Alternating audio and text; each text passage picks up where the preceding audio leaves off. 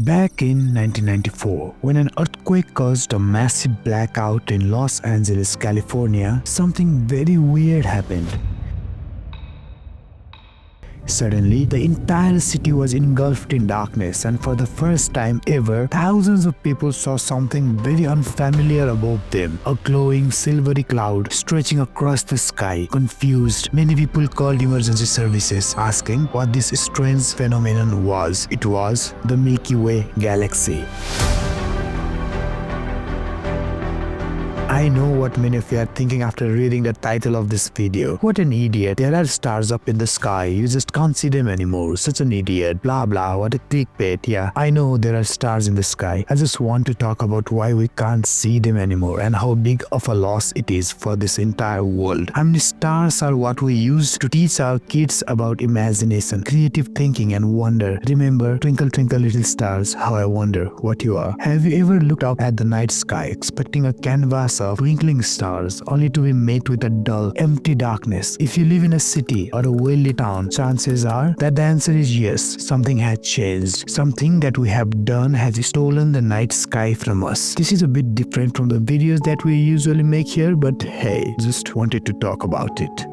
Once upon a time, the stars were a guiding force. They were our navigation system, our myth, our gods, our dreams, and our favorite pastime. Every civilization, from the ancient Babylonians to the Greeks, the Chinese, and the Mayans, found inspiration in the constellations. But today, for many people, the night sky is nothing more than a hazy, dim glow erased by something we call light pollution. Light pollution is the unintended consequence of progress. The streetlights that guide our way, the neon signs that advertise endlessly, the floodlights that guard our homes. Together, they form a dome of artificial brightness over our cities, drowning out the stars. Over 80% of the world's population today lives under these light-polluted skies. More than 1/3 of humanity has never seen the Milky Way with their own eyes. Well, have you? So when did all this begin? Light pollution wasn't always this bad. Before the 19th century, gas lamps were the only source of public lighting, dim compared to the blinding glow of today's LEDs and floodlights. But with the rise of electricity in early 1900s, cities began to shine brighter than ever. By the mid-20th century, urbanization and economic booms led to over-illumination, pushing the stars further into obscurity. There is something deeply ironic about this. As humanity progresses, building ever brighter, ever taller cities, we seem to lose touch with the very beauty that made us dream in the first place. We light up our world only to blind ourselves to the vastness beyond it. We chase innovation, but in the process, we forget the natural wonders that have inspired generations of artists before us. I remember a decade or two back, me and my siblings used to love spending time in the terrace at the night. We used to look at the stars, talk about what different shapes and animals we can see there. We used to play constellation games. The beauty of the nightlight and imagination was just something else. I look up now and all I see is a dark void. But does it have to be this way? Can we ever bring back the stars? One of the best ways to keep the night sky alive for future generations is to make an effort to show it to them. If you have children, take them camping, trekking, or to places with minimal light pollution where they can experience the true majesty of the night sky. Plan family trips to dark sky reserves or national parks where the stars are still visible in all their brilliance. Teach them about constellations, about planets, and the wonder of the cosmos. When people see the stars for themselves, they are more likely to appreciate and fight for the preservation. It might feel like a lost cause. After all, how can small efforts counteract the overwhelming glow of the modern world? But change always starts small. There are solutions. Cities like Flagstaff, Arizona have adopted dark sky friendly lighting, proving that urban areas don't have to drown in the artificial glow. Organizations like the International Dark Sky Association work to create dark sky reserves, places where people can still experience the full majesty of the cosmos. Even small individual actions like using shielded motion sensor lights or opting for warmer colored LEDs can reduce unnecessary brightness, at least right above you. The truth is, just as we created this problem, we can probably solve it. We may never return to the untouched nightscapes of ancient civilizations, but we can make a world where future generations don't grow up thinking that the night sky is an empty void. Well, if you ever get a chance to escape the city lights, if you trek to the mountains, venture into the desert, or find find a dark sky park, look up. I mean, really look up. See what our ancestors saw, a sky bursting with light, infinite in its beauty. It is a humbling, almost spiritual experience, a reminder of how small we are in the vastness of the universe. And maybe then you'll realize what we have lost. But more importantly, you'll understand what we still have the power to save. So at least once, do go to a place without light pollution and experience the beauty that's almost been lost to this entire generation. And make sure to hit the like button if this video resonated with you. Subscribe for more videos like this, and I'll see you next time.